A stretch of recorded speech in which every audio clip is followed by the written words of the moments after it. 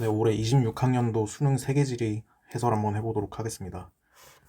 어, 원래 그 수능 당일에 바로 좀 이제 급하게 새벽 2시 정도에 찍어서 올렸었는데 이제 좀 피곤한 상태에서 찍다 보니까 이제 크고 작은 오류들이 너무 많았어가지고 이제 다시 찍어서 올리려고 하는 거거든요. 네, 그러니까 좀 더 깔끔하게 한번 해설해서 다시 올려보도록 하겠습니다. 일단 그 전 영상에 그 지우기 전에 영상에서도 얘기를 했었던 건데 저는 이런 식으로 얘기를 했었거든요. 사설보다 사설틱한 평가원이라고.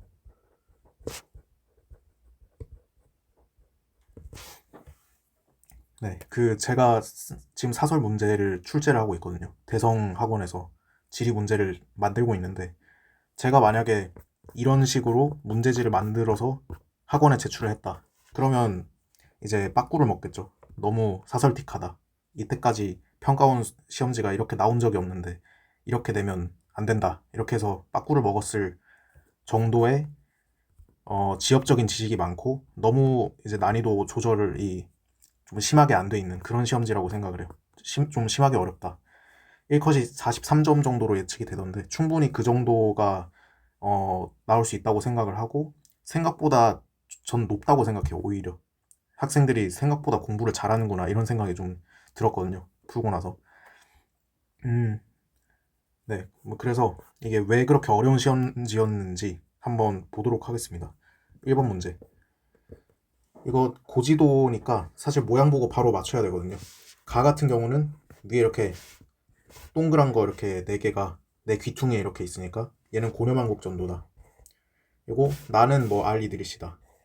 다는 호일강리다. 이거는 모양 보고 바로 알아야 합니다. 여기서 고려만국전도가 제일 생소할 수 있는데 사실 나머진 너무 쉬워서 그냥 연결 바로 하면 되고요. 알이드리시의 음, 알이드리시는 지도의 위쪽이 동쪽이 아니라 남쪽이 되고요. 이제 티오 지도 같은 경우가 지도의 위쪽이 동쪽이 되겠죠. 2번 고려만국전도와 혼일강리는 모두 서양이 아니라 모두 동양이 되겠네요. 이름부터가 한자어니까 동양이 되겠다. 3번 알이드리시와 혼일강리에는 모두 경의선이 있냐 하는데 사실 이거는 외우고 풀 수도 있지만 사실 눈으로 볼 수도 있잖아요. 지금 혼일강리 같은 경우는 경의선이 있나요? 얘 같은 경우는 뭐 이게 경의선이냐 아니면 뭐 기우대를 나타내는 선이냐 이런 좀 논쟁이 많은데 사실 얘로 볼 필요도 없이 다가 너무 확실하게 아니기 때문에 틀렸다라고 하면 됩니다. 그리고 이거는 하나 알아주면 좋은 게 있는데 경의선이 있다는 것은 지구 구체설이 반영이 되어 있다는 뜻이에요. 지구를 구체로 생각했기 때문에 지도에 경의선을 그린 것이다. 이렇게 보면 된다는 뜻입니다. 근데 혼일강리역대국도 지도는 이제 조선 전기의 지도이기 때문에 지구 구체설이 아니라 얘는 천원지방 사상이잖아요.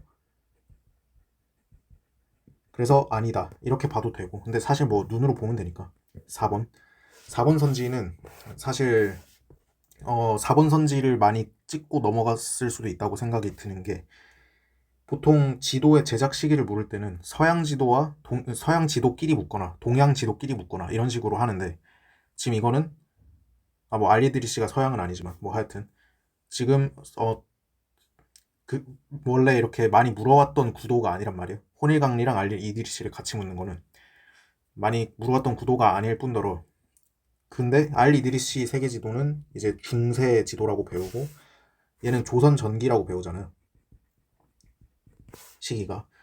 그래서 이것만 생각하고 얘는 초반이고 얘는 중간이니까 얘가 더 이른 거 아니야? 이런 식으로 많이들 풀었을 수도 있다고 생각을 하는데 결과적으로는 얘는 틀린 말입니다. 그러니까 전기라고 하는 게 이제 전 세계 지도 중에서 전기다 이런 말이 아니라 조선에서만 전기다 이런 뜻이니까 중세보다는 더 뒤거든요. 후대거든요. 조선 전기가. 그래서 틀렸다라고 하는 게 맞는데 실전이면 물음표가 맞아요. 이거 공부한 적이 없잖아요. 딱히. 이거 뭐 딱히 정말 연도를 정확하게 외웠다던가 그런 식으로 하지 않았기 때문에 얘는 그냥 물음표 치고 넘어가는 게 맞다. 실전이면. 근데 5번은 너무 답이 확실하잖아요. 아프리카가 표현되어 있냐라고 하는데 아프리카는 구대륙이니까 사실 어떤 시대의 지도여도 다 나타날 수가 있어요. 전기든 후기든 구대륙이니까. 그리고 눈으로도 볼 수 있죠. 얘 같은 경우는 아프리카가 여기 있고 알리드리시는 얘가 위쪽이 남쪽이었으니까 얘가 아프리카거든요. 그다음에 조선의 그 홍일강리는 여기가 아프리카잖아요. 그래서 눈으로 답 확인할 수 있으니 답은 쉽게 5번을 골랐어야 하고 이제 모든 선지를 다 판단을 하고 내려가는 습관이 길러져 있지 않으면 아무 생각 없이 4번 찍고 틀렸겠죠. 네, 그래서 그러면 안 된다. 2번 문제 협약 문제인데 이것도 되게 어려웠어요. 사실 여긴 다 이제 평소에 나오던 대로 나와서 하면 되는데 이제 폐기물 해양 투기와 관련한 협약은 런던 협약이 되고 산성비와 관련된 협약은 제네바 협약이 되겠죠. 그 다음에 오존층 관련된 협약은 몬트리올이 되겠고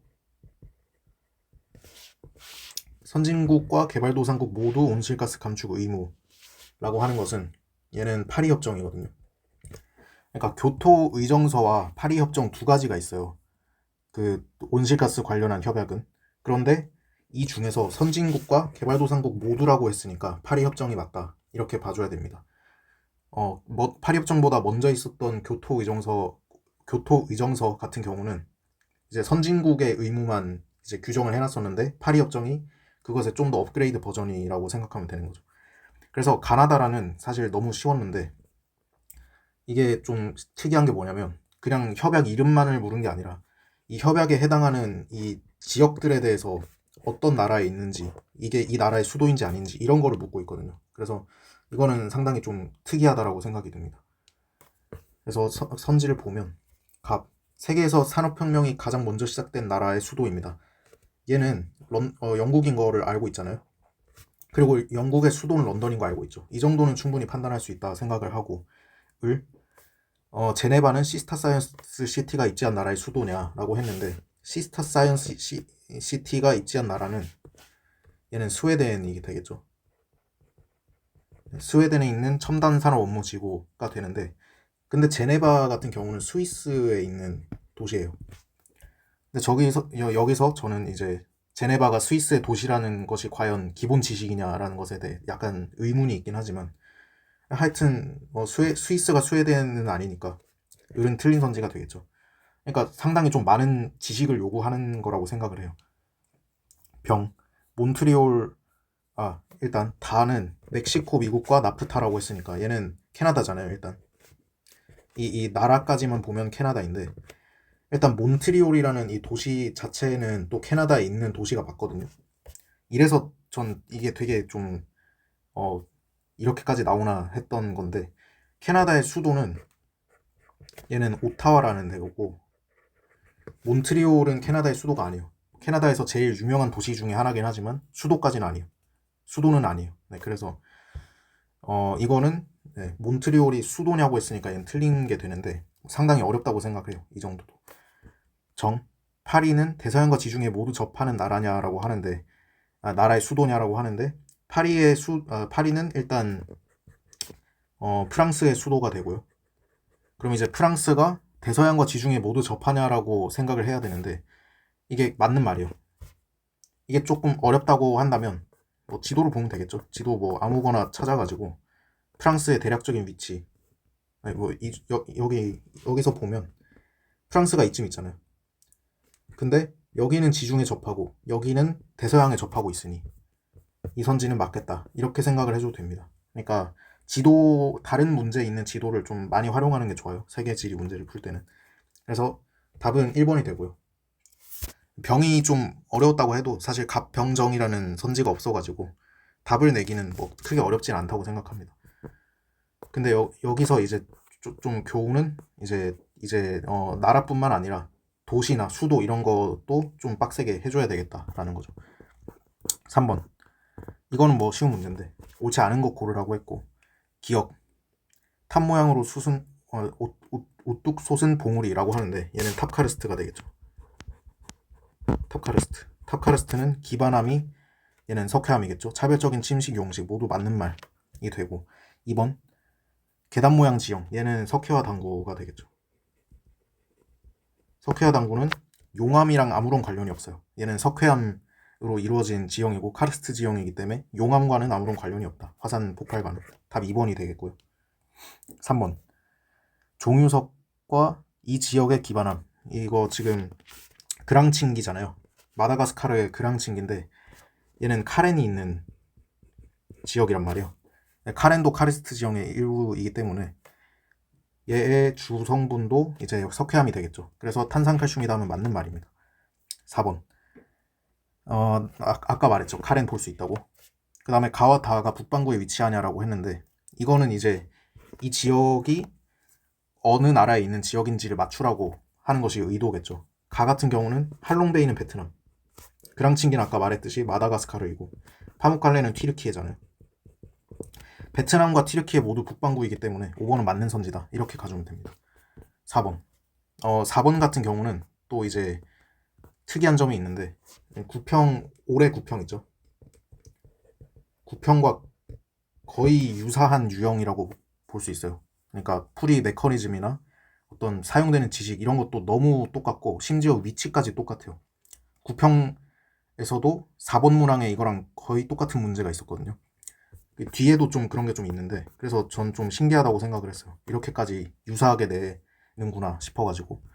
이런 거는 이제 어떻게 푸냐면 일단 기후 문제이기 때문에 지도에 지역이 찍혔을 때 무슨 기후인지를 맞춰야 되는데 B 같은 경우는 지금 호주 이쪽이니까 CS 지중해성 기후가 되고 A 같은 경우는 미국 이제 약간 내륙으로 이렇게 들어와 있잖아요. 이쪽 지역이 이제 사막이거든요. 건조 기후. 네, 그 뭐 사막인지 스텝인지 잘은 모르겠는데 하여튼 건조 기후입니다. 건조. C 같은 경우는 지금 남아메리카 동안 아래쪽에 있기 때문에 얘가 아마 우루과이나 아르헨티나 이쪽이 되는 것 같은데 여기는 이제 CFA, CM. 저는 CM이라고 이제 얘기를 하죠. CFA랑 CW 묶어서 CM이라고 볼 수 있죠. 근데 지금 표를 봤더니 기억시기, 니은시기가 아직 정해져 있지 않은 상황에서 시기 먼저 결정하려고 하는 것보다는 이제 시기 상관없이 결정할 수 있는 지역이 있나를 먼저 봐야 하는데 지금 얘 같은 경우는 지금 남반구의 지중해성이니까 7월이 비가 많이 오고 1월이 비가 많이 안 오겠죠. 여름 건조니까. 그 다음에 얘 같은 경우는 남반구에 있는 온대 동안 기후이기 때문에 1월이 비가 많이 오고 7월이 비가 많이 안 올 거예요.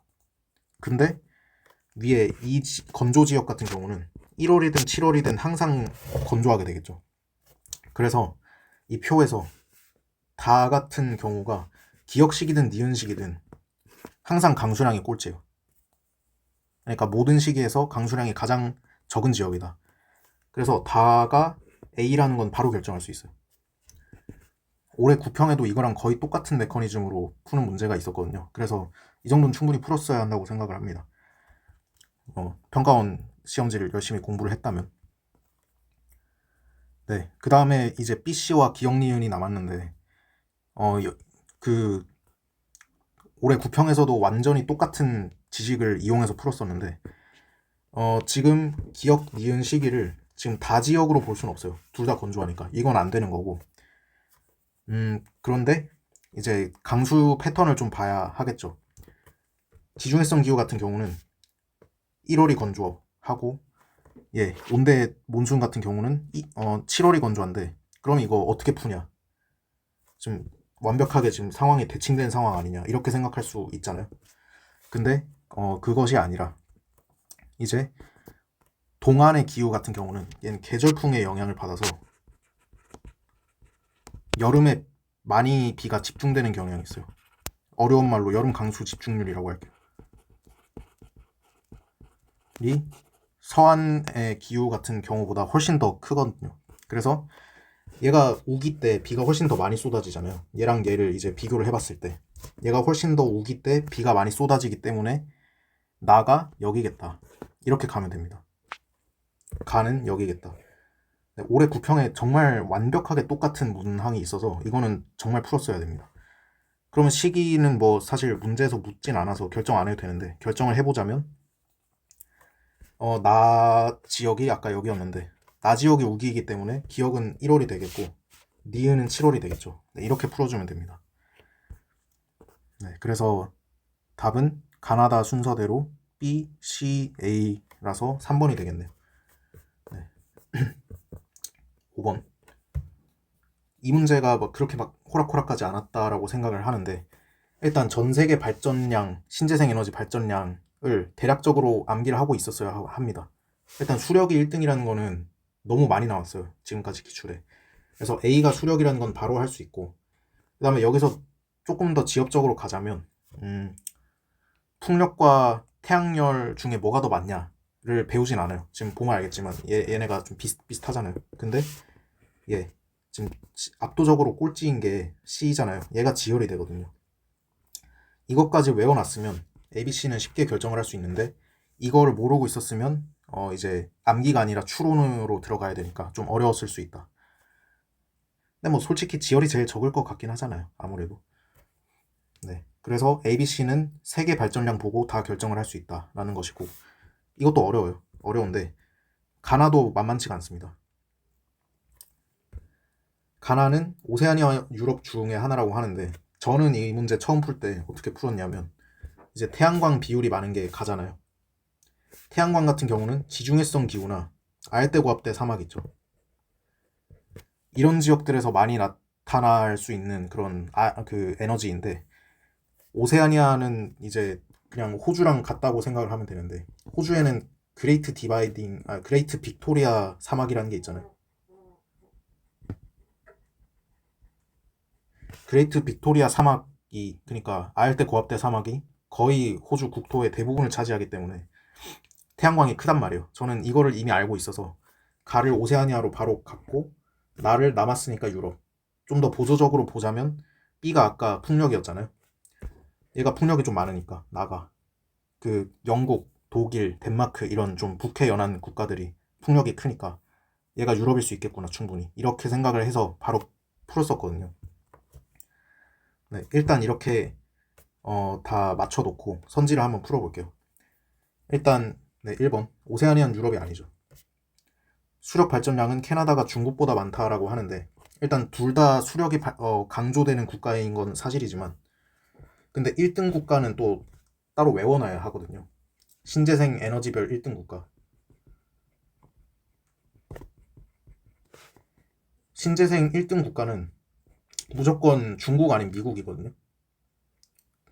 근데 이제 지열만 미국이 1등이고, 나머지 수력, 풍력, 태양광, 얘네는 모두 중국이 1등이거든요. 이거는 제가 외워놓으라고 이제 얘기를 좀 하는 건데, 그래서 이걸 알았다면 중국이 지금 수력 1등이라고 아까 했으니까 틀렸다 이렇게 할 수 있고. 3번.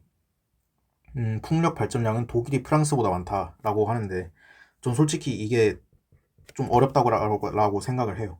어렵다라고 생각을 하지만, 근데 이제 풍력 같은 경우는 강조되는 국가가 좀 몇 개 있단 말이에요, 따로. 이제 이게 북해 연안의 국가들이 강조가 많이 되는 편인데, 사실 프랑스도 북해 연안이라고 생각을 할 수가 있잖아요. 좀 사실 좀 애매하긴 한데, 위치가. 근데 풍력은 제가 이제 수업을 할 때 일단 중국이 1등이고, 나머지 독일, 영국, 덴마크 이런 국가들이 크다라고, 유독 크다라고 강조를 하기 때문에, 독일이 프랑스보다 많다라고 했을 때 저는 일단 맞는 말이다라고 바로 풀긴 했거든요. 근데 이것도 상당히 어려운 지식이라고 생각을 해서 이 5번도 꽤 많이 틀렸을 것 같다 이런 생각이 듭니다. 4번. 노르웨이는 풍력이 수력보다 많다, 이거 아니죠. 이거는 쉽죠. 노르웨이에서는 이제 신재생뿐만 아니라 화석에너지 다 합쳐도 수력이 1등이기 때문에, 그래서 틀렸다. 얘는 수력이 1등인 국가이다, 노르웨이는. 5번. 지열 발전량이 제일 많은 국가는 오세아니아에 있냐라고 하는데, 아까 말했죠. 지열 발전량이 가장 많은 국가는 미국이다, 오세아니아에 있는 게 아니라. 그래서 답은 3번이고, 만약에 여기서 가 나가 헷갈렸다고 해도 그러면 1번이 정답 선지가 되는데, 이런 상황에서 지금 ABC의 변동이 없잖아요. ABC는 그대로인 건데 어차피 3개로만 지금 얘로만 결정을 한 상황이니까. 그래서 얘를 만약에 가나를 바꿔서 생각을 했으면 답안이 2개가 나와요. 중복 답안이 나와요. 그래서 이렇게 나온다면 뭔가 내가 잘못했구나를 느끼고 빨리 자료로 돌아가서 수정을 했어야겠죠. 근데 3번 선지가 이제 정답이라는 게 안 보이면 아마 1번 고르고 틀렸을 것 같아요. 제 생각에는. 그래서 상당히 쉽지 않은 문제였다. 많은 지식을 요하는 문제였다라고 생각합니다.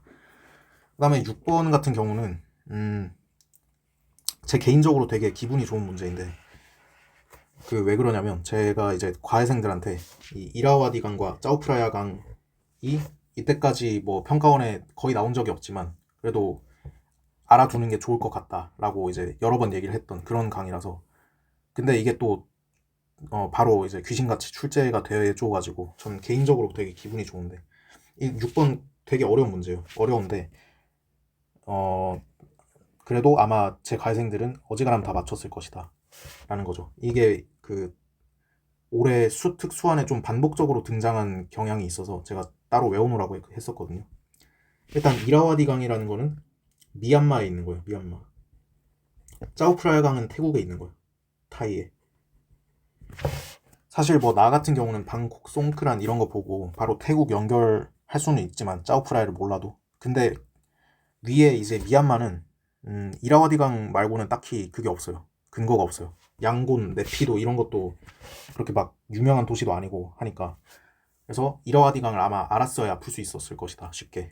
그 다음에 다는 티베트 고원에서 발언을 해서 호찌민, 하노이 이쪽으로 지금 빠진다고 하잖아요 하고가. 그래서 기억은 일단 메콩강입니다. 중국 발언. 그 다음에 베트남의 하고가 있죠. 인도차이나 반도 5개국을 다 지난 다음에 베트남으로 빠진다 이렇게 기억을 해놓으라고 했었죠. 기억 선지 기억은 메콩강이다 맞죠. 니은 미얀마는 로힝야족에 대한 차별과 억압 맞는 말이고요. 그 다음에 라오스와 국경을 묻고 있는데 제가 또 이거 나름 적중에 성공한 게 이제 이런 거를 좀 외우라고 한 적이 있어요.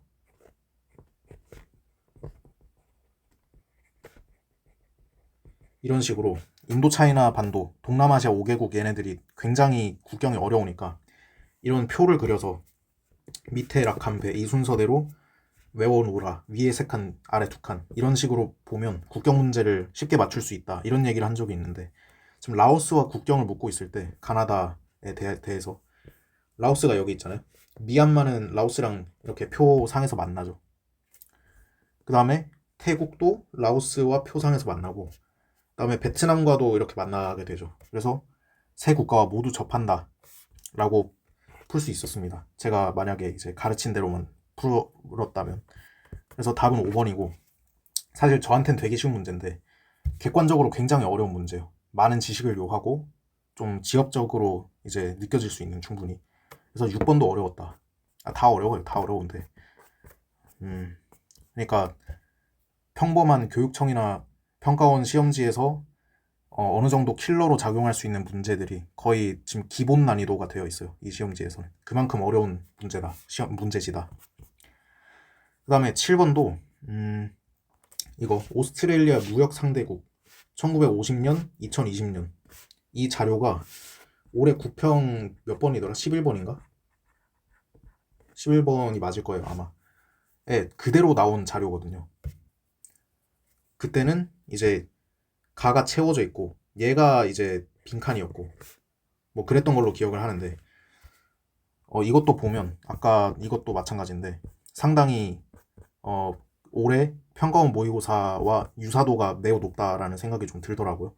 그래서 또 이제 평가원 공부의 중요성을 또 일깨워주는 그런 건데 일단 이거는 올해 평가원뿐만 아니라 굉장히 중요한 지식이거든요. 오스트레일리아는 이제 한중일 동아시아를 얘기하는 거죠. 한중일로 철광석, 석탄 수출이 매우 많은 국가이다. 이걸로 먹고 사는 나라예요. 그래서 일단 옛날 거 보기보다는 현재 거를 보는 게 훨씬 더 편하겠죠. 우리가 외우는 건 현재 통계니까. 그래서 나다를 좀 판단을 할 때 일단 나는 중국이겠죠. 한중일 중에 당연히 중국으로 제일 많이 가겠지. 그 다음에 다가 한국인지 일본인지 헷갈릴 수 있는데 한국은 이미 나와 있으니까 얘는 일본이겠다.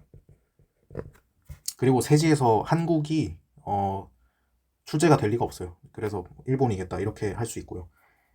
근데 이제 문제가 가가 되겠죠. 얘가 이제 판단이 좀 어려웠는데 이제 무역이란 얘기가 나왔으니까 무역하는 국가들 이런 것 좀 고려를 할 때 고려 조건이 한 두 가지 정도가 있거든요. 첫 번째가 이제 지리적 인접성. 그러니까 얼마나 지리적으로 가깝냐. 호주랑 얼마나 붙어 있는 국가냐. 이거를 좀 따져야 하고. 그리고 두 번째가 문화적 동질성이거든요. 이게 말이 좀 어려운데, 문화적 동질성이라고 하는 거면, 그러니까 같은 언어를 쓴다거나, 아니면 식민 지배 경험이 있다거나, 특히 지금 이때는 1950년이니까 식민 지배 그 당시였을 수도 있겠죠, 실제로. 뭐 이런 건 정확하게는 전 역사를 잘 몰라서 모르겠지만, 그러니까 이렇게 두 가지 요건을 고려를 해야 한다. 무역 상대국을 생각을 할 때는. 그래서 저는 처음에 이 가를 보고 두 가지 지역 중에 하나다라고 이제 추론을 했거든요. 첫 번째 1번을 따졌을 때는, 지리적 인접성을 따졌을 때는 아마 뉴질랜드일 수도 있겠다. 그 다음에 문화적 동질성을 따지면 이제 영어를 쓰고, 그 다음에 오스트레일리아가 영국의 식민지였잖아요. 이 정도는 뭐 상식이니까 역사를 잘 모르더라도 알 수 있다고 생각을 하는데, 뭐 영어 쓰는 미국일 수도 있겠다라고 생각을 했는데, 미국은 이미 나와 있으니까 얘는 아닐 거고, 남은 건 영국밖에 없잖아요. 그래서 가가 될 수 있는 건 뉴질랜드와 영국 둘 중에 하나겠다 라고까지만 했어요, 저는. 그러니까 여기서 확정은 못 지었고, 그래서 여기까지 했는데 이제 오른쪽 자료에서 약간 확정을 했던 거죠. 가나다가 ABC와 이제 연결이 되는 거라고 하는데, 일단 이게 있잖아요. GDP.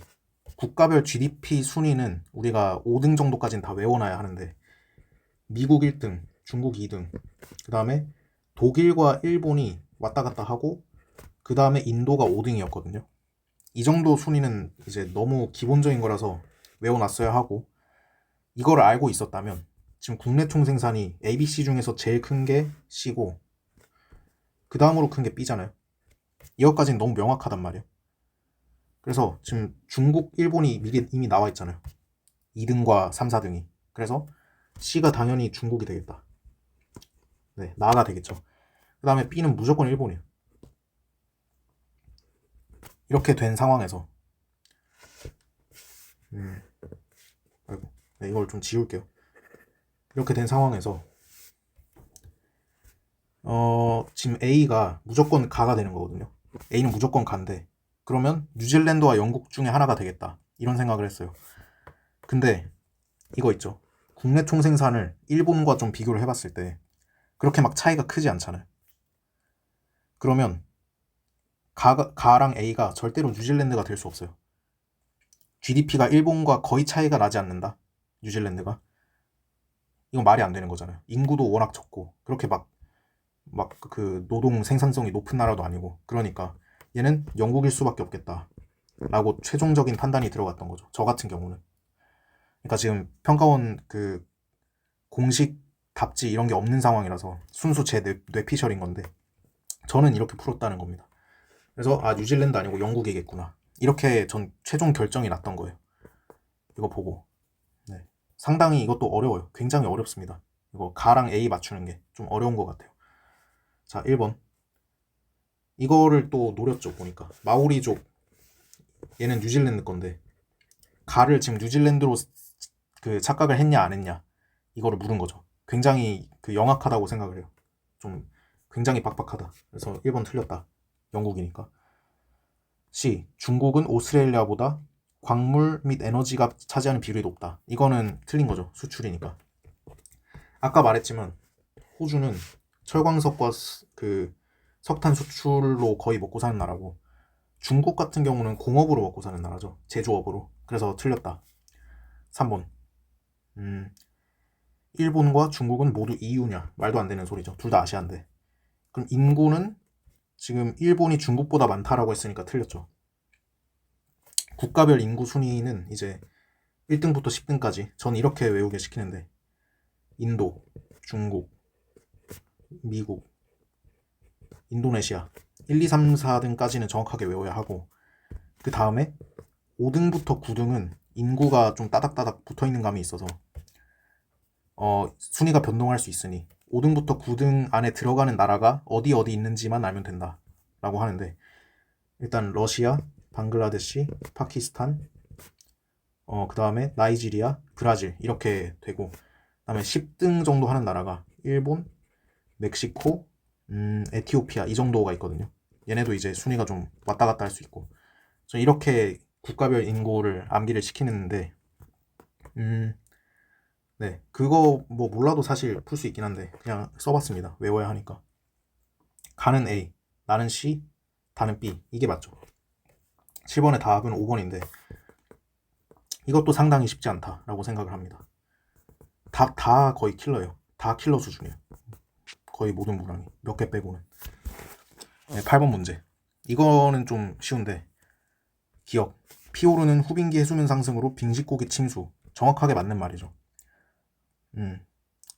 네, 맞는 말이고, 여기서 만약에 하식고기다 이렇게 나오면 피오르가 아니라 리아스 뭐 이런 식으로 되겠죠. 니은. 툰드라 기후에는 토양층의 융해에 대비한 고산가옥. 맞는 말이죠. 고산가옥의 종류가 이제 뭐 열대우림 기후에 있는 고산가옥이 있고 툰드라에 있는 고산가옥이 있는데, 열대우림에 있는 고산가옥은 땅이 너무 더워서 떨어지게 이렇게 짓는 거고, 툰드라 기후의 고산가옥은 오히려 이제 땅이 얼어있는 땅을 녹지 않게 하기 위해서 땅에서 이렇게 떨어지게 짓는다 라는 거죠. 그래서 답은 1번입니다. 디귿. 바르하는 이제 사고랑 같은 거니까 유수라고 하면 틀려요. 바르하는 바람에 의해 만들어진 거고, 그 다음에 바하다는 연속적으로 이어진 선상지가 되겠죠. 지금 또 바르한이랑 바하다 용어를 이제 헷갈리게 의도를 한 것 같은데, 이 정도는 충분히 할 수 있어야 합니다. 그래서 선상지니까 얘는 바람이 아니라 얘가 유수가 되겠네요. 리을. 가나 모두 최난월 평균 기온이 0도 미만이다. 최난월 평균 기온이 0도 미만이라고 하면 얘는 무조건 빙설 기후잖아요. 근데 가 지역 같은 경우는 툰드라니까 얘는 툰드라가 되고, 나 지역은 바르한 바하다가 있으니까 얘는 사막이잖아요. 사막 기후가 되겠다. 그래서 둘 중에 빙설 기후가 하나도 없어요. 그래서 틀렸다. 답은 1번입니다. 이건 되게 쉬워요. 9번. 이것도 답 내는 건 전혀 어렵지가 않아요. 일단 가나다가 굉장히 쉬운데, 주어진 국가가 남아공, 브라질, 칠레가 있는데 이 중에서 철광석이 이렇게까지 많을 수 있는 건 브라질밖에 없어요. 브라질이 좀 유일하게 철광석을 강조해서 배우는 국가니까. 물론 뭐 호주나 뭐 이런 데도 있긴 한데 이 중에서는 없으니까. 그래서 가가 브라질이다를 바로 알 수 있고, 그 다음에 다이아몬드에서 알 수 있는 건 딱히 없어요. 다이아몬드는 뭐 보츠와나가 1등이다 이 정도만 알지 나머지는 잘 모르니까 넘어가면 되고요. 근데 또 구리가 있잖아요. 구리는 1등이 칠레예요. 이거는 너무나 중요한 거라서 알고 있었어야 하는 거거든요. 그래서 다가 칠레, 나는 남았으니까 남아공, 이렇게 가는 게 가장 깔끔하고요. 기업. 브라질은 아파르테이트 아니죠. 아파르테이트가 남아공이 되겠죠. 그 다음에 니은 같은 경우는 추키카마타 광산이라는 거를 물었는데, 이거는 알 수가 없어요. 그냥 실전이라면 물음표하고 넘어가면 됩니다. 그러니까 기출에서 나온 적 한 번도 없고 저도 살면서 처음 봤거든요. 이번 수능에서. 이게 뭐 올해 수특이나 수안에 있었는지 뭐 근거가 있었으니까 냈을 거 아니에요. 근데 저는 잘 모르겠어요. 수특 수안을 풀어봤는데도 연계 체감을 전혀 못 느끼겠고, 만약에 이게 연계라고 한다면. 그래서 얘는 그냥 보류하고 넘어가면 됩니다. 실전이면. 우리가 만약에 이걸 이 시험지를 놓고 공부하는 입장이라면 따로 이걸 암기를 해줄 필요가 있겠지만, 실전이라면 넘어가면 됩니다. 모르니까. 어떻게 알아요? 저도 몰라요, 이거는. 네, 뭐 이 정도 생각은 할 수 있죠. 이름이 추키카마타인데 지금 칠레에 있냐고 물었잖아요. 칠레는 스페인어 쓰니까 추키카마타라고 하면 뭐 가능성이 있지 않을까, 이 정도로. 완전 틀렸다고 바로 갈 수는 없어요, 언어를 보고. 그래서 물음표. 디귿. 칠레는 남아공보다 석탄이 많냐 라고 했는데 완전 틀렸잖아요. 그래서 석탄은 얘는 고기조산대 광물인데, 남아공이 고기조산대가 있죠. 드라켄즈버그. 근데 칠레는 신기조산대가 있는 나라니까 안데스 산맥. 그래서 완전 틀렸다라는 것이고, 리을. 브라질과 칠레는 같은 지역 남아메리카에 위치하죠. 그래서 사실 니은 몰라도 답은 낼 수 있어요. 4번으로. 그래서 답은 무조건 냈어야 하는 이제 그런 문제인데, 그것과 별개로 추키카마타 광산이라는 거는 좀 많이 충격적이었다라는 것이죠. 그래도 답은 맞췄어야 합니다. 그리고 뭐 칠레에 있다고 하네요. 추키카마타 광산이라는 게. 이제 뭐 사후적으로 암기를 해주면 되겠죠. 10번. 이것도 그렇게 막 평이하진 않았어요. 지금 왼쪽 그래프가 주고 있는 정보는 현재 촌락 인구 수가 되겠죠. 이렇게 읽어주면 현재 촌락 인구 수잖아요. 그리고 촌락 인구가 어떻게 변화해 왔는지, 증가하는지, 정체하는지, 아니면 뭐 감소하는지 이런 추이를 좀 주고 있다 라는 것인데, 일단 촌락 인구가 증가한다는 것 자체는, 증가하는 게 지금 두 개가 있는데, 촌락 인구가 만약에 증가한다면 얘는 무조건 개도국이 되겠죠. 못 사는 나라. 잘 사는 나라가 촌락 인구가 늘 일이 있나요? 거의 없겠죠. 그래서 지금 주어진 것 중에 차드와 파키스탄 둘 중 하나가 가랑 라가 될 거예요. 브라질이 뭐 개도국이 아니냐 할 수 있는데, 얘는 이제 도시화율이 굉장히 많이 높아져 왔다 보니까 차드와 파키스탄이 가와 라 둘 중에 하나가 되는데, 근데 이 중에서 가 같은 경우는 촌락 인구가 현재 1억이 넘어가요. 1억 3천 정도 되는 것 같은데, 그래서 얘는 차드가 될 수 없어요. 파키스탄이 가가 되겠죠. 그래서 그러니까 아무 생각 없이 촌락 인구가 제일 많이 늘어왔네, 차드겠네, 이렇게 풀면은 틀린다는 거죠. 그래서 가가 파키스탄, 라는 차드다, 이렇게 풀 수 있습니다. 여기서 보면 알겠지만 파키스탄이 여기 들어가잖아요. 이 5에서 9등이라는 게 대충 한 대략적인 인구가 2억 정도가 되는데, 2억 중에 1억 2천이다, 3천이다 하면 뭐 가능하겠지만 차드는 그게 안 될 거 아니에요. 그래서 이렇게 보면 되는 거죠. 그 다음에 나랑 다가 있는데, 나랑 다는 솔직히 그렇게 막 두드러진 차이를 못 느끼겠어요. 저는 개인적으로. 그래서 이거는 오른쪽 그래프로 보는 게 맞겠다라는 생각을 했던 거죠. 이제 뭐 가랑 라는 볼 필요가 없고, 다랑 난데, 다가 항상 인구 밀도가 매우 높아 왔어요. 거의 지금 얘가 25라고 치면 얘가 250이니까 거의 10배쯤 차이 나는 거거든요, 인구 밀도가. 근데 브라질과 독일의 인구 밀도를 물으면 무조건 독일이 인구 밀도가 높을 수밖에 없어요. 얘가 브라질이고. 물론 이제 뭐 독일이 인구도 더 적고 땅덩어리가 더 좁아서 정확하게 계산이 되는 건 아닌데, 근데 독일도 인구가 꽤 많은 나라예요. 얘는 유럽에서 러시아 제외하면 인구 1등인 나라가 독일이고, 한 약 8천만 정도가 돼요. 브라질이 2억 정도가 되고, 인구는 한 2배 정도 차이가 나는 것 같은데, 근데 땅덩어리 그 면적을 비교해보면 2배가 아니라 거의 10배는 차이 날걸요? 10배 이상 차이 날걸요? 브라질이 훨씬 더 땅덩어리가 넓죠. 이런 걸 생각을 해보면 브라질의 인구 밀도가 당연히 더 낮다라고 생각을 해야 돼요. 개인적으로 나랑 다 판단이 조금 어려웠을 수 있겠다는 생각을 하지만, 왜냐면 이런 인구를 좀 정확하게 알고 있어야 하니까. 근데 이거 몰라도 사실 풀 수 있을 것 같아요. 이렇게 차이가 크면.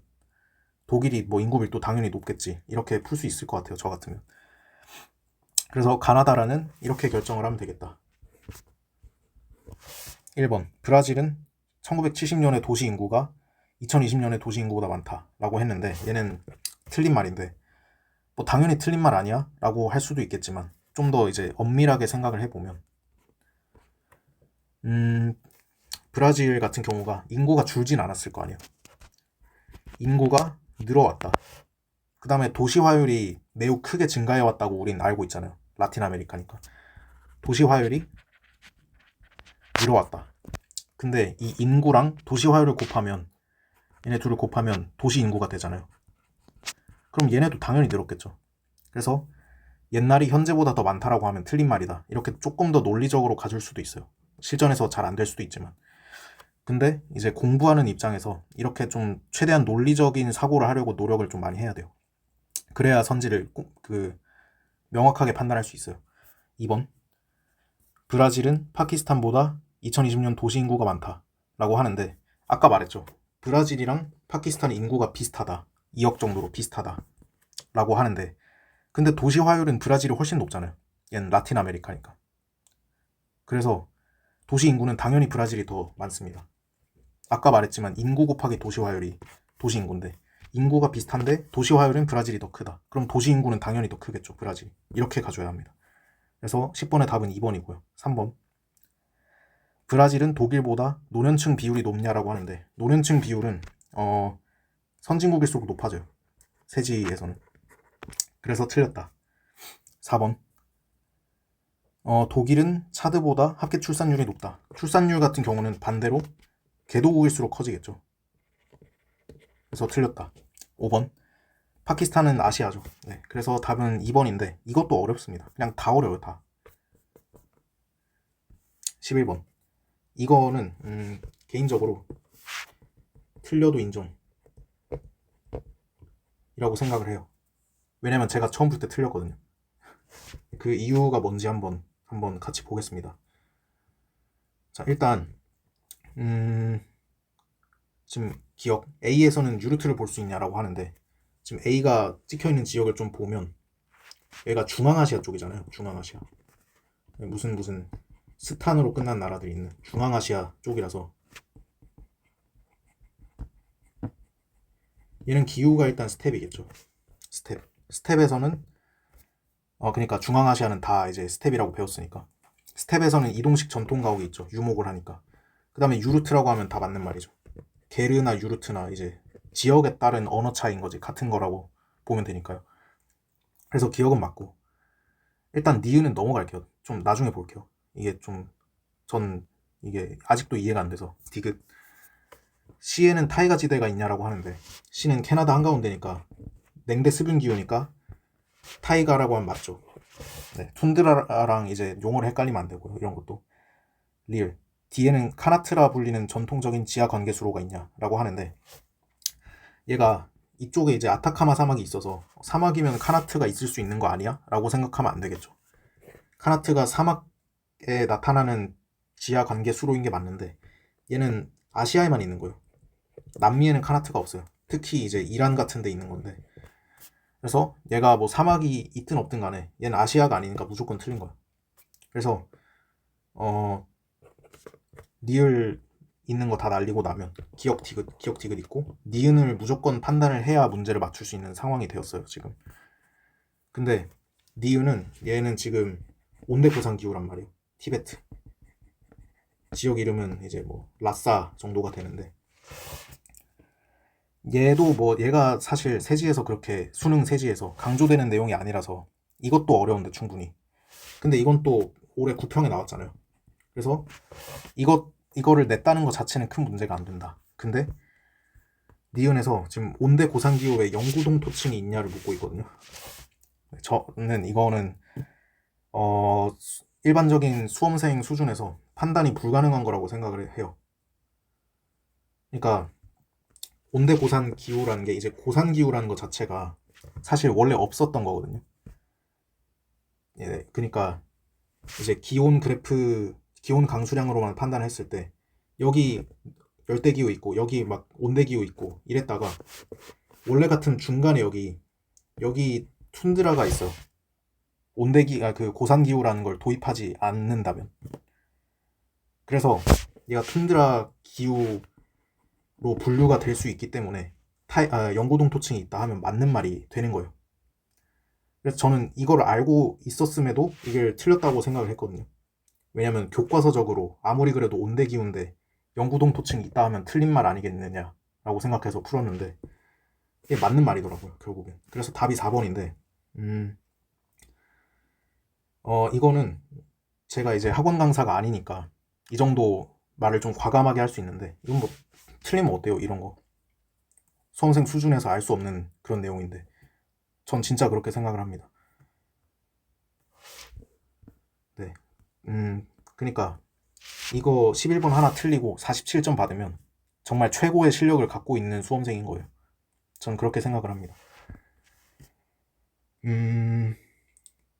그죠? 11번은 정말 틀려도 인정. 아직도 이해가 안 돼요. 이런 거를 내다니, 이런 생각이 들어서. 넘어가겠습니다. 너무 신경 쓰지 마세요. 그러니까 11번 답을 1번과 4번 둘 중 하나로 골랐으면 그냥 개념에는 아무 문제가 없다. 이렇게 생각하시면 됩니다. 12번. 아, 이것도 어려워요. 그냥 다 어렵습니다. 진짜. 근데 이거는 또 특히 어려운데, 일단 가나다는 대륙별 전체 곡물 생산량, 그 다음에 수입량, 수출량을 비교하는 것, 이런 것이 나오고 있는데, 일단 대륙별 전체 곡물 생산량이 제일 많은 건 당연히 아시아겠죠. 이 정도는 할 수 있어요. 아시아. 그 다음에 아메리카가 그 다음이라고 하고, 그 다음에 나가 3등이라고 하는데, 지금 남은 지역 생각해보면 유럽, 아프리카, 오세아니아 이렇게 3개가 남았는데, 오세아니아는 무조건 아닐 거고, 아프리카도 사실 이제 곡물 생산량이 그렇게 높기가 힘들겠죠. 사막 기후도 많고 열대 기후도 너무 많고, 그래서 얘도 아니겠다. 농업 생산성이 높지도 않고, 그래서 나가 유럽이라는 것까지는 충분히 할 수 있어요. 저는 그렇게 생각합니다. 네, 뭐 이것도 뭐 보면 좋은데, 이제 수입량이 수출량보다 많다.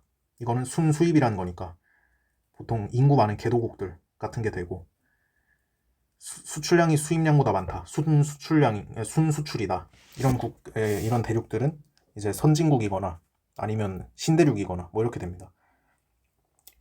그 다음에 ABCD를 지금 맞추라고 하는데, 순수출국과 순수입국을 분류를 해봐라 라고 얘기를 하죠. 그러면 지금 A랑 C가 아시아의 두 국가 중 하나예요. 그러니까 A랑 C가 인도, 중국 중에 하나다. 이런 상황이 되고, B랑 D가 에스파냐, 프랑스 중에 하나다. 이런 얘기가 되는데, 이게 사실 많이 어려워요. 생각이. 사실 A랑 C도 어려운데, 정말 어려운데 할 수는 있어요. 왜냐면 얘네 둘이 일단 인구가 그렇게 크게 차이가 나지 않고, 그런데 경제 수준은 중국이 훨씬 높잖아요. 그러니까 곡물에 대한 수요 자체가 중국이 훨씬 커요. 그렇기 때문에 수입을 훨씬 더 많이 하거든요. 중국은 모든 걸 다 수입을 정말 많이 하거든요. 그래서 이런 걸 생각을 해보면 A가 중국이다 정도는 할 수 있어요. A가 중국. 그리고 아니지. 그죠. C가 중국이겠네요. 수입이 더 많으니까. 그 다음에 A가 남았으니까 인도 정도로 생각은 해줄 수가 있어요. 근데 제 개인적으로 B랑 D는 판단이 불가능하다고 생각을 해요. 에스파냐랑 프랑스 중에 뭐가 순수출이고 순수입인지를 어떻게 아냐 라고 생각을 합니다. 그래서 저는 개인적으로 풀 때 얘네는 보류했어요. 그냥 판단 보류한 채로 선지로 갔어요. 모르겠다 싶어가지고 어떻게 아냐 싶어서. 네, 1번. 가는 나보다 1인당 곡물 생산량이 많다라고 하는데, 이 1인당이라는 글자가 보이면 바로 경제 수준을 연결해 준대요. 그러니까 어디가 더 잘 사냐, 잘 살수록 1인당 어쩌고가 더 높아진다라는 거죠. 지금 아시아가 유럽보다 더 못 사니까 이게 많다라고 하면 틀린 말이고, 2번, 유럽은 아시아보다 쌀이 많다. 말도 안 되는 소리죠. A는 B보다 밀이 많냐라고 하는데, 저는 여기서 답을 3번으로 확정하고 내려갔어요. 그냥. 왜냐면 이제 인도가 밀 생산에서 2등 정도를 차지한단 말이에요. 그래서 B가 지금 에스파냐와 프랑스 둘 중에 뭐인지가 결정이 안 된 상황이잖아요. 그럼에도 불구하고 지금 인도랑 비교를 하고 있으니까 무조건 더 적은 거예요. B가. 그래서 저는 3번 찍고 바로 내려갔는데, 근데 여기서 또 문제가, 인도가 밀 2등이라는 게 과연 기본 지식이냐라고 하는 것에는 약간 의문이 있는 거죠. 조금 이제 지식을 굉장히 많이 요하는 선지인데, 그래서 어렵다라고 얘기를 하는 겁니다. 4번. 중국은 인도보다 소가 많다. 이건 아니죠. 소 사육두수는 이제 1등, 2등 정도는 외워놔야 하는데, 일단 브라질이 1등이고 인도가 2등이잖아요. 그래서 지금 중국은 순위권에 없으니까 틀렸다. 5번. 지금 D와 B의 밀 수출량을 묻고 있는데, 지금 3번이 답으로 확정이 되었으니까, 그죠? 그러면 얘는 무조건 틀린 선지가 되는 거잖아요. D는 B보다 밀 수출량이 적은 거예요. 그러면 D가 에스파냐고 B가 프랑스라고 사후적으로는 갈 수 있어요. 왜냐면 프랑스는 밀이 좀 강조되는 국가이고, 에스파냐는 지중해성 기후니까 밀보다는 뭐 올리브나 뭐 오렌지 이런 게 좀 더 강조가 되겠죠. 그래서 사후적으로는 ABCD를 다 결정을 할 수 있지만, 근데 먼저 이걸 결정하고 내려가는 건 거의 불가능했고, 그 다음에 3번 선지를 정답 찍고 넘어가는 것도 쉽지 않았다. 이렇게 판단이 됩니다. 그냥 다 어려워요. 진짜 다 어렵습니다. 문제가. 이렇게 빡빡한 시험지는 사설에서도 거의 못 본 것 같은데, 네, 그렇습니다. 13번. 얘도 어려워요. 어려운데, 근데 얘는 또 올해 6평에 킬러 문제로 하나 나왔던 게 있어요. 이위종교라고. 이위종교를 외우고 있느냐 이걸 물은 적이 있는데, 같은 컨셉의 문제예요. 거의 유사한데 국가가 좀 달라졌죠. 근데 저는 개인적으로 또 기분이 좋은 게, 몬순아시아의 이위종교는 어지간하면 다 외워놓는 게 좋은데, 근데 얘는 이제 인도와 인접한 같은 경우는, 나라 같은 경우는 이위종교가 거의 무조건 힌두교다. 물론 미얀마나 이런 데는 또 로힝야족 때문에 2등이 이슬람이고 뭐 그런데, 그래서 전 이걸 알려준 적이 있었단 말이에요. 이거를 뭐 기억을 하고 있었으면 풀었겠죠 아마. 지금 국가별로 1, 2위 종교를 생각을 해보면 인도가 나와 있는데, 인도는 1위가 힌두교, 2위가 이슬람이겠죠. 인도 종교는 다 외워놓는 게 편해요. 모든 순위를. 인도는 흰, 이, 크, 불 순이다 라고 외워놓는 게 제일 편하거든요. 그래서 이거는 알았어야 하고, 방글라데시는 1등 이슬람이잖아요. 근데 지금 인도 인접국이니까 2등은 힌두교이고, 스리랑카는 1등이 불교잖아요. 근데 2등이 힌두교죠. 왜냐, 인도 인접국이니까. 이렇게 생각을 하면 됩니다. 그래서 지금 1등 종교로는 지금 다 다르잖아요. 결정을 못 하는데 2등 종교를 보고 먼저 결정을 해야 됩니다. 지금 2등 종교가 겹치는 게 하나가 있어요. 얘가 지금 겹치고 있죠. 그래서 A가 힌두교, 그 다음에 아까 A가 힌두교였다면 힌두교가 1등인 가가 인도가 되겠다 할 수 있고, 그 다음에 인도에서 2등이니까 B가 아까 이슬람이었죠. 그래서 B가 이슬람, 그래서 남은 C가 불교다 이다 이렇게 갈 수 있고, 그럼 이슬람 1등인 게 나였으니까 나가 방글라데시이고 다 불교 1등인 게 스리랑카 이렇게 되겠네요. 이것도 알고만 있으면 뭐 빠르게 풀 수 있어요. 근데 이걸 알고 있는 학생이 뭐 그렇게 비율이 많지는 않았을 것 같다 이런 생각이 들긴 합니다. 기억. 이슬람교는 나이지리아 북부가 주로 믿는다. 맞죠? 나이지리아는 이슬람과 크리스트 반반 정도가 나타나는 국가인데, 근데 아프리카 전체에서 북쪽이 이슬람이 많고 남쪽이 크리스토교가 많으니까 이렇게 생각해주면 됩니다. 너무 이건 쉽고. 니은. 불교는 스리랑카의 시날리즈족이 주로 믿는다. 맞는 말이죠. 스리랑카는 시날리즈랑 또 이제 타밀족이 있는데, 시날리즈족이 불교이고 타밀족이 힌두교죠. 이제 다수가 시날리즈고 소수가 타밀이고, 네, 그렇게 되겠죠. 이건 알고 있어야 하는 거고. 디귿. 가나다 중 힌두교 신자가 가장 많은 국가는 인도겠죠. 당연히. 너무 맞는 말입니다. 답은 5번. 그러니까 이거는 지식이 있었으면 빠르게 풀 수 있는데 지식이 없었을 가능성도 꽤 높다라는 생각이 듭니다. 14번. 이거는 뭐 쉬워요. 어렵지 않습니다. 1번. A는 지금 튀르키예 쪽 찍어줬는데 유라시아판과 태평양판이냐라고 하는데, 사실 세지에서 판에 이름이 한 번씩 등장할 때는 있지만 판의 이름을 외워야 되는 건 아니에요. 교과서적으로 안 가르쳐요. 판의 이름은. 그런데 사실 이거 이름 보면 알잖아요. 유라시아랑 태평양이라고 하는데, 태평양이 여기 있는데 지금 터키랑 너무 멀잖아요. 튀르키예랑 너무 거리가 멀리 떨어져 있으니까 태평양파는 무조건 아니겠다 이런 식으로 판단하면 됩니다. 2번. B에는 세난데라스가 있냐라고 하는데, 세난데라스는 미국 서부에 있는 거죠. 이쪽에. 지금 일본 찍어줬으니까 틀렸다. 그 다음에 3번. C는 부레고리에 속하냐라고 하는데, 부레고리가 어디를 정확하게 지난지를 좀 알고 있어야 하거든요. 일단 여기 캄차카 반도 러시아 쪽에 지나고, 일본 지나고, 필리핀 지나고, 여기 그 인도네시아의 여기 섬 지나고, 여긴 파푸아 뉴기니이긴 하지만 중요하진 않고요. 호주 안 지나고 뉴질랜드 지나고, 그 다음에 미국 서부 이렇게 쭉 지나고, 로키 산맥 있는데, 그 다음에 안데스 산맥 있는데 쭉 지나고, 이런 식으로 지나가는 게 환태평양 조선대가 되겠죠. 불의 고리. 그래서 C는 맞습니다. 답은 3번. 이렇게 가주면 됩니다. 4번. D엔 아틀라스가 아니죠. 아틀라스는 여기 있는 거잖아요. 그래서 틀렸다. 2. 얘는 두 해양 지각이 갈라지냐라고 하는데 얘는 해령에 대한 설명인데 지금 얘는 안데스 산맥이니까 얘는 대륙판과 대륙판의 충돌대라고 보는 게 맞죠. 벌어지는 것도 아니고. 그래서 다 틀렸다. 답은 3번입니다. 이건 쉬워요. 15번. 이거는 또 개인적으로 되게 보면서 약간 헛웃음지었던 문제인데 되게 단순무식하다라고는 생각이 들었어요. 그러니까 이런 비슷한 문제가 나온 적이 한 번 있긴 하거든요. 평가원에. 근데 이런 식으로 막 지역 6개씩 주고 이런 식으로는 안 했고 게다가 이건 지금 거리만 좀 주고 있잖아요. 다른 단서도 없이.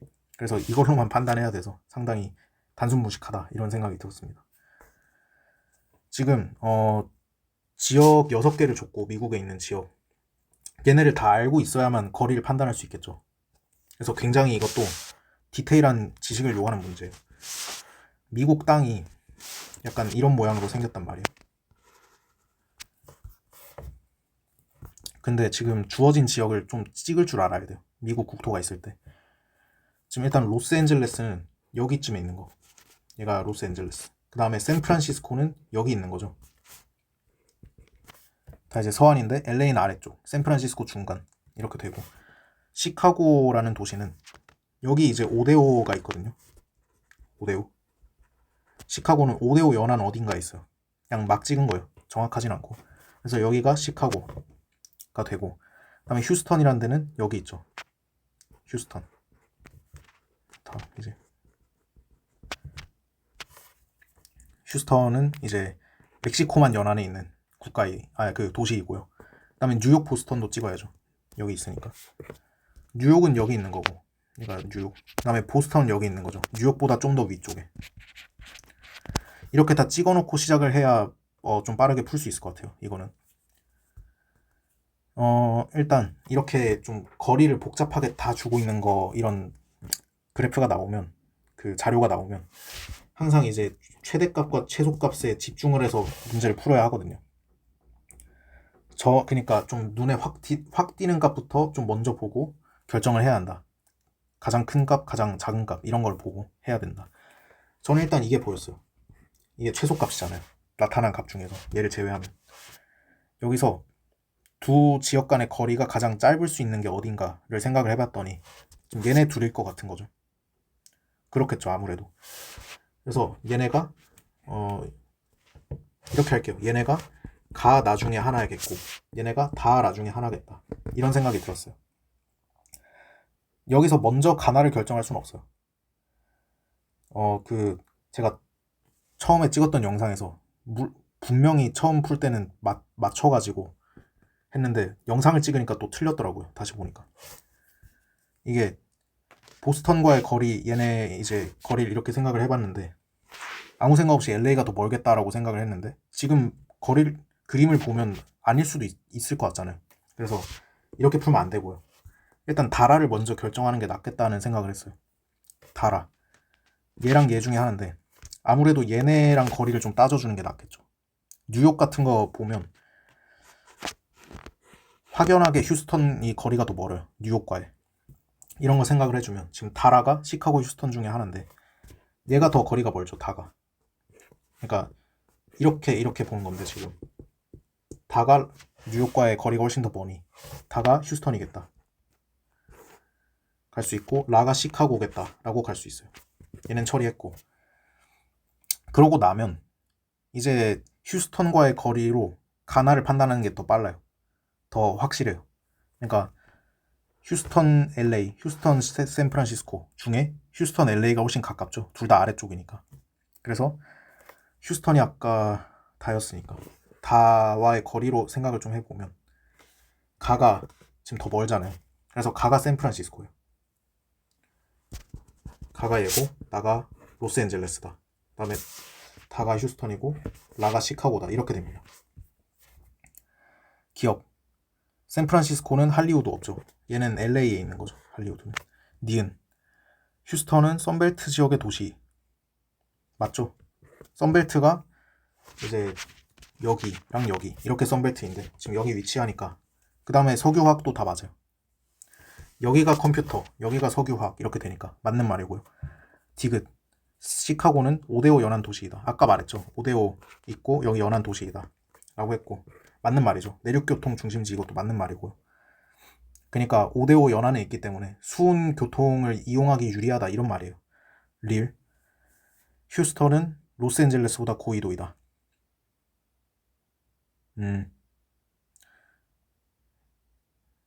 아, 이거는 좀 애매하긴 하네요. 이렇게 그림을 좀 그려서 보니까 좀 애매하긴 한데, 근데 지금 사실상 1, 2, 3, 4, 5번 중에 니은, 디귿, 리을이 없어요. 그렇기 때문에 리을이 니은, 디귿밖에 없잖아요 지금. 그래서 답이 무조건 2번이 되거든요. 근데 리을 선지 지금 보니까 좀 애매하긴 하네요. 처음 풀 때 아무 생각이 없었는데. 여기 LA, 휴스턴 리을이 틀렸다는 건데. 휴스턴이 더 고위도 그죠. 네, LA가 한 이쯤 있고 휴스턴이 여기 있잖아요. 휴스턴이 조금 더 저위도이긴 한데 근데 굳이 이 두 지역으로 위도를 묻는 게 전 좀 이해가 안 되긴 하는데 하여튼 답이 2번이 맞습니다. 이것도 모르면 보류하자라는 거죠. 실전에서는. 16번. 이건 되게 쉬워요. 그냥 평범한 세지 문제입니다. 주어진 지역이 사우디, 이집트, 카자흐인데 지금 그래프가 좀 복잡하긴 한데 사실 근거를 잘 잡으면 되는데 저는 일단 이걸 봤어요.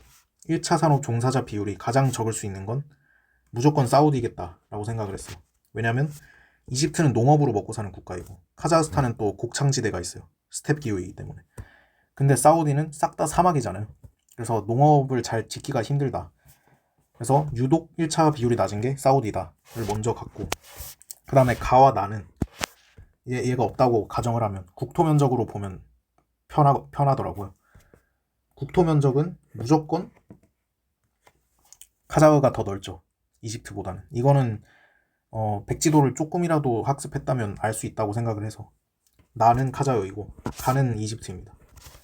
이렇게 가나다는 해주면 되고요. 딱 두 가지 근거만 봤어요.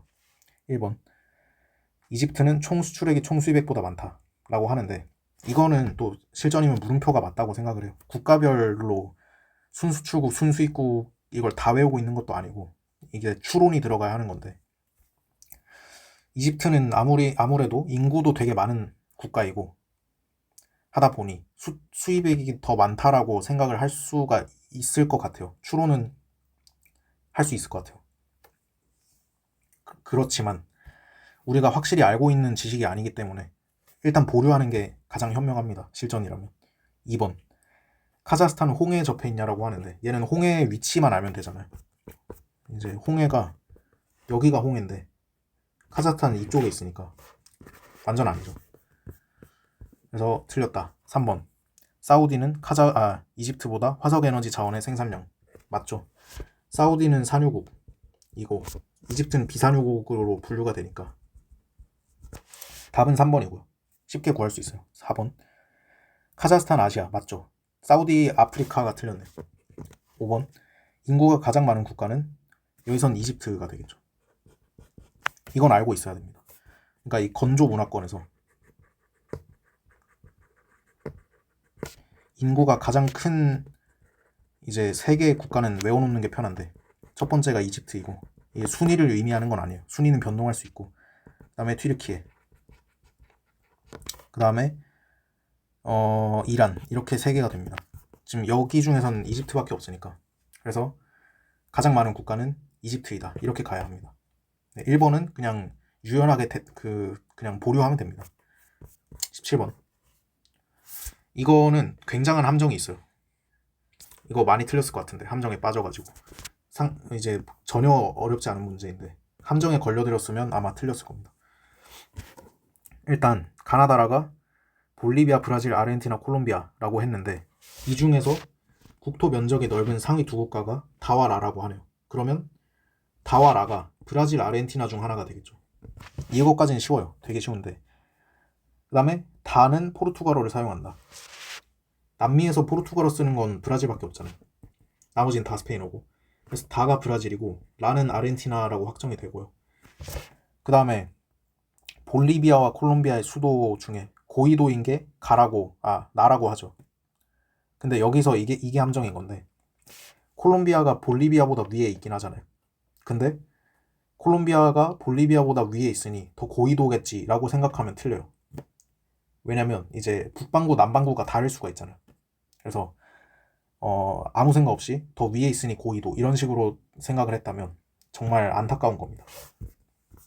지도를 좀 보면 여기 남미 지도가 대충 있는데 여기가 적도가 대충 이렇게 지나가잖아요.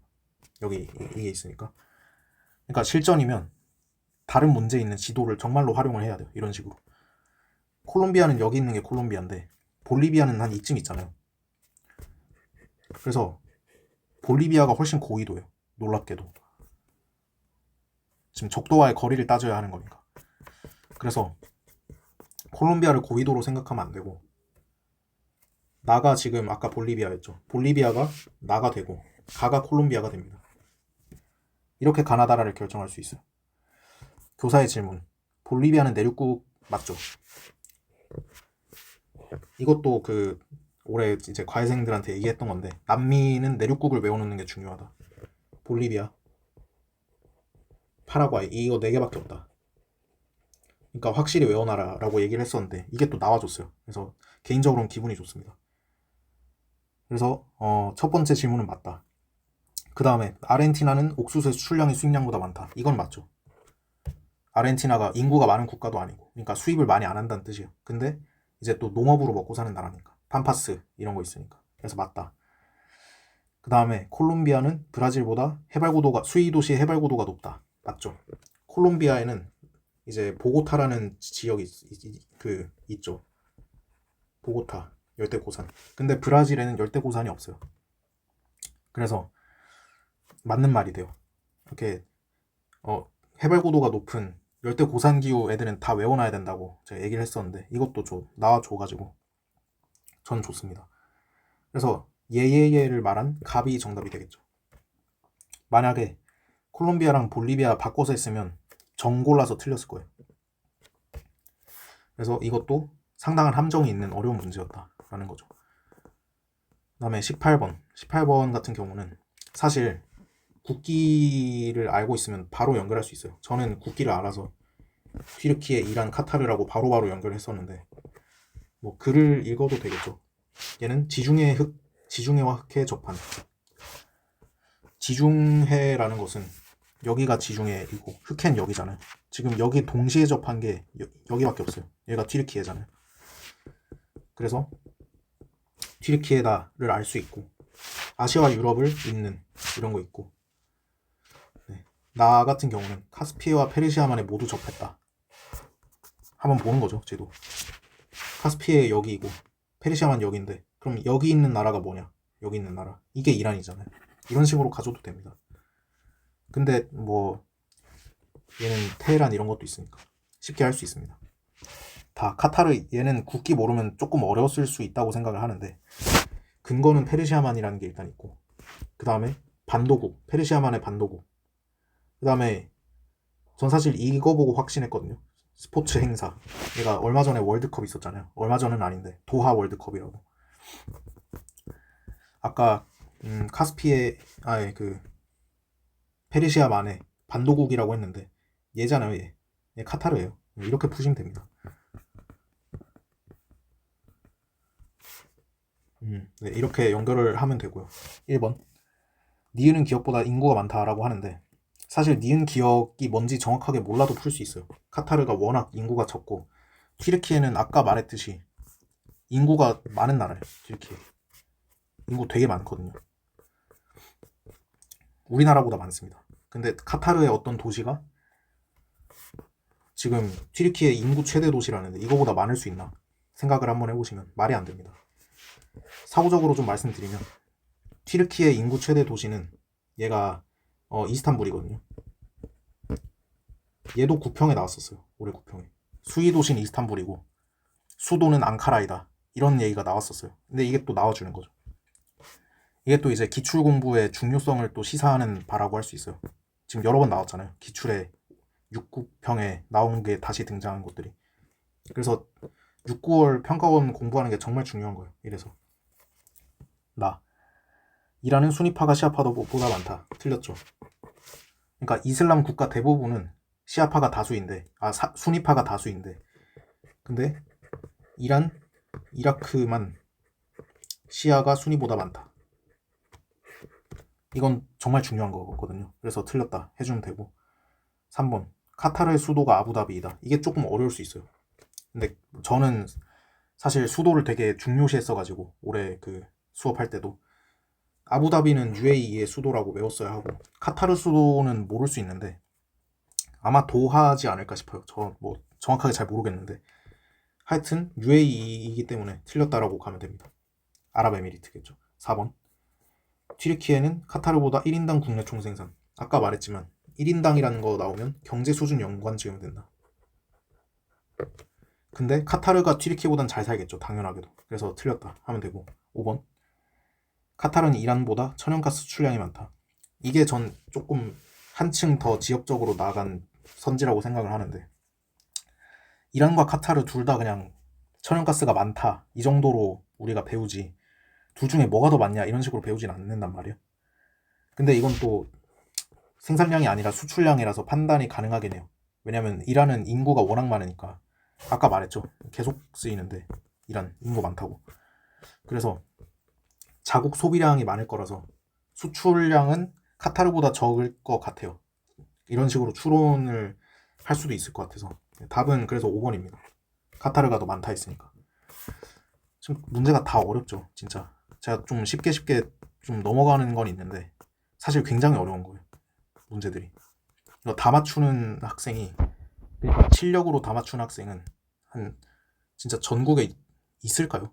잘 모르겠는데. 19번 이것도 올해 9평 19번 보시면 거의 똑같은 문제가 있어요. 그래서 이것도 이제 기출 공부의 중요성 시사하는 거죠. 근데 얘는 좀 다른 게 원래 이거 모양 이렇게 줘가지고 출발지 도착지는 먼저 줬었단 말이에요. 근데 얘는 지금 첫 번째 문장에서 이런 얘기를 하고 있죠. 1월 평균 낮 길이가 모두 도착지가 출발지보다 짧다라고 했는데 1월의 낮 길이는 남쪽으로 갈수록 길어지는 거예요. 남쪽으로 갈수록 길어지는 거예요. 왜냐면 이제 남반구의 여름이 1월이잖아요. 이런 식으로 생각을 해주면 되거든요. 근데 이것이 도착지가 출발지보다 짧다라고 하네요. 그러면 도착지가 북쪽이 되고 출발지가 남쪽이 되겠죠. 항상 그렇다는 거예요. 여기서는. 그래서 얘가 도착지, 출발지. 얘는 얘가 도착지, 얘가 출발지. 얘가 도착지, 얘가 출발지. 이런 식으로 결정을 해주라는 거죠. 그 다음에 두 번째 문장에서 이건 중요한 말이 아니고 당연한 거니까. 나는 도착지가 출발지보다 여름 강수량이 많고 가와 다는 그게 아니라고 하네요. 그럼 일단 나를 먼저 찾아야겠죠. 그럼 이제 기후형을 좀 써줘야 하는데 얘는 영국에 찍혀 있으니까 서한양성 CFB가 되고 얘는 지금 얘 지금 이렇게 4개 사선 위에 찍혀 있으니까 열대 몬순으로 보는 게 맞아요. 그 다음에 호주 동쪽에 있는 얘는 얘가 CFA 정도로 보는 게 맞는 것 같아요. CM으로 할게요. CFA 시드니 쪽인 것 같은데 아래쪽에 있는 얘는 남극이니까 빙설기후. 얘는 지금 미국 서안이니까 지중해성 기후. 얘는 사바나 기후가 되겠죠. 적도상에 딱 위치해 있지 않고 회기선 안쪽에 있으니 사바나 기후다 이렇게 봐주시면 됩니다. 이렇게 결정을 하고 다 봤을 때 도착지가 출발지보다 여름 강수량이 많은지를 생각을 해야 돼요. 그러니까 여기서 또 1월, 7월 이런 식으로 준 것도 아니고 여름이니까 지금 이런 것처럼 북반구, 남반구가 바뀌는 거는 월도 좀 다르게 생각을 해줘야 됩니다. 굉장히 복잡해요. 왼쪽 거를 먼저 보면 지금 도착지는 여름의 우기죠. 뭐 둘 다 여름의 우기인데 근데 얘는 열대 몬순이잖아요. 그러니까 여름 강수 집중률이 매우 높아요. 계절풍의 영향을 강하게 받기 때문에. 그래서 여름 강수량은 당연히 열대 몬순이 더 많습니다. 그래서 도착지가 출발지보다 적죠. 그래서 가와 다 중에 하나가 되겠다. 이렇게 하면 되고, 이제 아래쪽에 있는 거는 출발지가 지금 빙설이니까 무수목기후란 말이에요. 비가 거의 안 올 거란 말이에요. 그래서 도착지가 출발지보다 여름 강수량이 무조건 많아요. 얘는. 그래서 얘가 나아요. 오른쪽 거는 뭐 사실 볼 필요가 없는데 얘도 가와 다 중에 하나겠죠. 좀 보면 얘는 여름 건기, 근데 얘는 여름 우기잖아요. 얘는 썸머 드라이고 얘는 윈터 드라이니까 이렇게 봐주시면 되는데, 그래서 도착지가 여름 강수량이 더 적죠. 그래서 가와 다 중에 하나겠다. 이렇게 하면 되고, 세 번째 문장에서 가 다를 결정하면 돼요. 그래서 또 1월 평균 정오의 태양 고도라는 걸 묻고 있는데, 태양 고도라는 거는 이제 낮 길이 밤 길이 이런 거랑 다르게 회기선을 기준으로 생각을 해줘야 돼요. 적도 기준이 아니라 회기선 기준. 그러니까 태양 고도는 1월 최대인 거는 남해기선 상에서가 되고, 7월에 태양 고도가 최대가 되는 곳은 북해기선 상에서 태양 고도가 최대가 된다는 거예요. 그래서 그 회기선을 그려주고 거리를 좀 따져줘야 하는데, 지금 1월을 묻고 있으니 회기선 그리는 건 외워야 하거든요. 첫 번째, 이제 마다가스카르 아래쪽 지난다. 그 다음에 호주 관통하고 칠레 위쪽 지난다. 이렇게 그리는 거거든요. 남해기선. 지금 가의 출발지와 다의 출발지에 이제 남해기선 거리를 비교를 하고 있는데, 다의 출발지 얘랑 얘를 이제 남해기선과의 거리를 비교를 하면 얘가 훨씬 더 가깝죠. 그래서 얘가 더 태양고도가 높다라고 가져야 합니다. 그래서 가가 얘, 다가 얘 이렇게 가져야 돼요.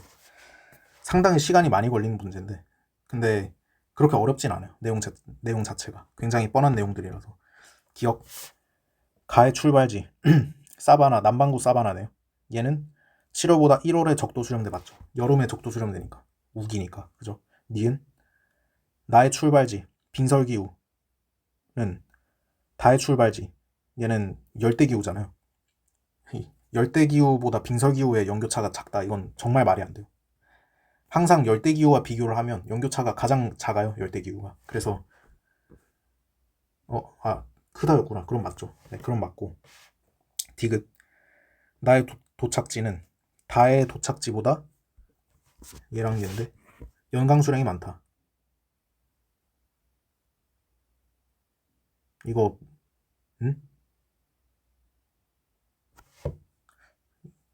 이게 맞나? 뭐 잘못 풀었나? 이런 게 안 나왔던 것 같은데, 처음 풀었을 때. 잠시만요. 잠깐만요.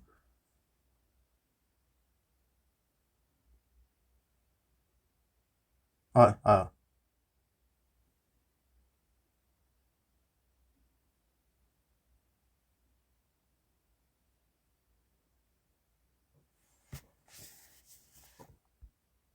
아, 도착지가 아니라 출발지구나. 그죠? 다의 출발지죠. 그래, 이 말이 안 되지.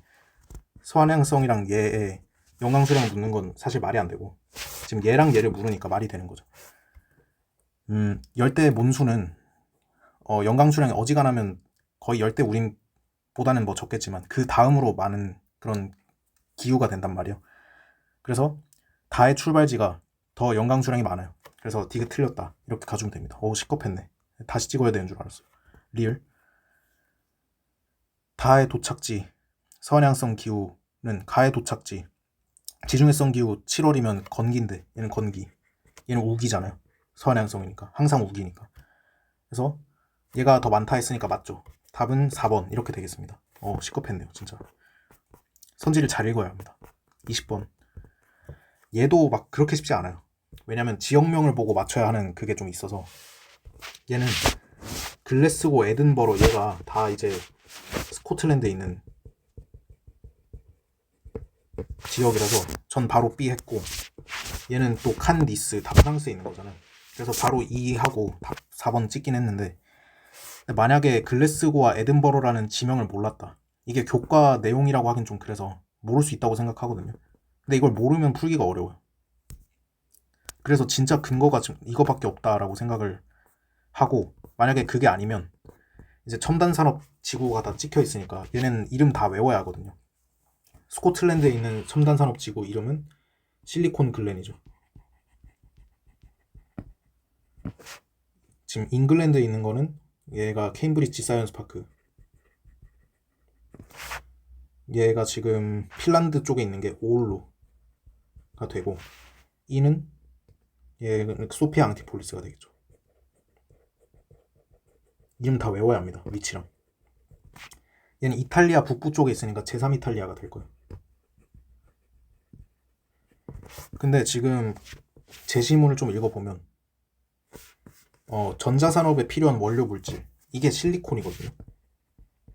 그래서 이거를 혹시 근거로 잡고 풀었을 수도 있겠다라는 생각이 들어요. 좀 어렵긴 할 것 같은데.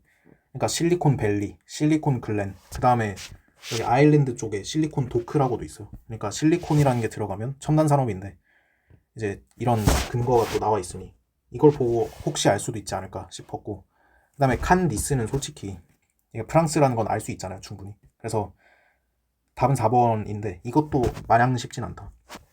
네. 20번까지 다 해설을 했는데 사실상 실력으로 50점을 받는 거는 수험생 수준에서 거의 불가능하다. 심지어 저도 하나 틀렸잖아요. 이거 쭉 제가 알고 있는 대로 풀었으면 맞췄을 텐데 그 좀 더 꼬아서 생각하는 바람에 틀렸는데 이건 진짜 틀려도 인정이고, 니은 선지 같은 경우는 나머지도 충분히 틀릴 만한 문제가 굉장히 많아요. 그리고 모든 문제가 다 까다롭고 시간이 많이 걸리기 때문에 원래 지리는 사탐 중에서 타임어택이 거의 없는 과목임에도 불구하고 이번 세지는 타임어택이 좀 있었어요. 그 다음에 한지는 타임어택이 더 심했거든요, 이번에. 그래서 지리도 마냥 타임어택이 없는 과목이라고 말할 수만은 없겠구나, 이런 생각이 또 들었고, 그리고 난이도가 이제 굉장히 어렵다 보니 그냥 단순히 1등급을 받아왔던 그런 실력 이상의 아이들은 정말 이제 높은 백분위와 높은 표준 점수를 가져갈 수 있었을 텐데, 근데 그게 아니었다. 1, 2등급 왔다 갔다 하는 정도였다. 그러면 좀 상당히 많이 털려가지고 평소에 받던 등급보다 더 덜 받거나 그런 경우가 되게 많았을 거라고 생각이 들어요.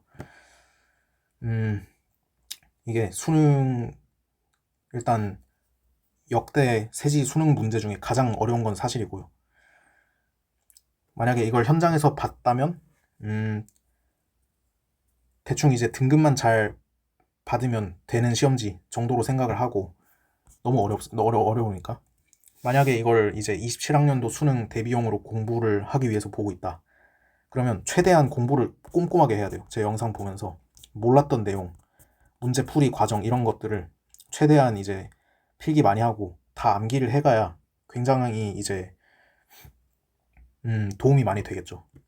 그래서 네, 그렇습니다. 네, 세지 지금 해설 20문제 해설하는데 거의 1시간 반이 걸렸는데 너무 어려우니까 네, 세지 해설 여기까지 하겠습니다.